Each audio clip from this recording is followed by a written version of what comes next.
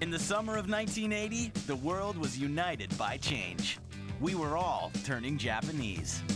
Turning Japanese is a song that got everybody's attention in the early 80s. One of the reasons Turning Japanese was so successful was because it was very catchy. Turning Japanese, I think I'm turning Japanese, I really think so. The Vapors' lone hit was as massive as it was mysterious. People were speculating up the wazoo, like, what does turning Japanese mean? The Japanese were singled out, but this song confused people of all nationalities. Let's explore the myths. Myth number 1. Many believe the Vapors were obsessed with Japan. I think the Vapors were actually just really obsessed with Japan, like Japanaholics. The theory that the Vapors had a fascination with Japanese culture, I mean, comes across somewhat in the video. There you have a geisha girl, and you got this guy swinging a samurai sword at her. At the time of the song's popularity, Japanese culture and Japanese products were everywhere. Surely the Vapors were not immune from the Tokyo effect.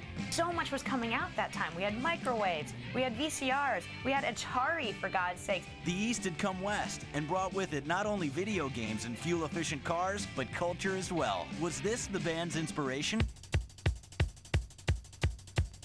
Myth number 2. Many believe it's as simple as I love her, but she don't love me. It was probably more of a love song, a goofy love song. Turning Japanese was definitely about a love that was not returned. It was not a quid pro quo type thing. I mean, just listen to these lyrics. I've got your picture. I'd like a million of you over myself. You can only look at the picture of his girl. But for this smitten sucker, your standard Polaroid would not suffice. He needs an X-ray of the girl for total body worship. A doctor to take a picture so I can look at you from inside as well. That meant, oh, this person is so in love with the other person, they not only want to see the outside, but they want to see the inside. They want to love the complete person. You gotta really love someone to carry a picture of their spleen around, unless you really like spleens. So it could be about a bad case of Japanimania or the lament of a lovesick man. But most people hold firm to a third premise. Turning Japanese is about Masturbation. Masturbation. Masturbation. Masturbation. Masturbation. Myth number 3. It's about holding your sausage hostage. I remember hearing the rumor that Turning Japanese was about masturbation. Turning Japanese is right up there with I Touch Myself in the all-time masturbatory jukebox. But why does turning Japanese equal masturbate? When you masturbate, supposedly your eyes squint a bit and you look Japanese. Your eyes do squint a little bit during, if you're good. At our happiest, we look Japanese. True or not, this is the myth that launched a million hand shuttles. So let's recap. Turning Japanese could be about a man wrestling with his inner sumo self. Or it could be about a lonely lovesick guy. And there's always the possibility that it's about patting your Robertson. If you thought the song was about an obsession with all things Japanese, okatochigai. Translation? You're wrong. It could have been Portuguese, Lebanese, anything that fitted with that phrase. It has nothing to do with the Japanese. If you latched on to myth number 3, that it's about hand-to-gland combat, you'd be in the majority.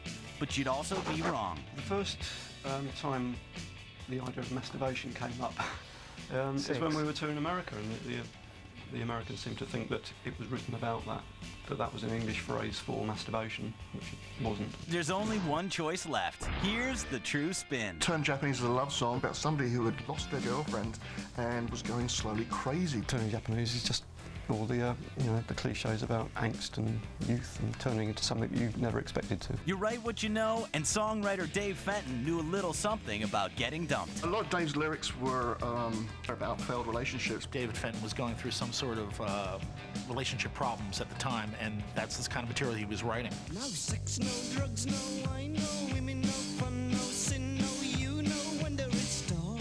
And Boy sitting in his room with a photograph of a girlfriend that's just left him, feeling isolated and going a bit nutty. He just has all those emotions going on where you feel that you're turning into another person. You're turning Japanese.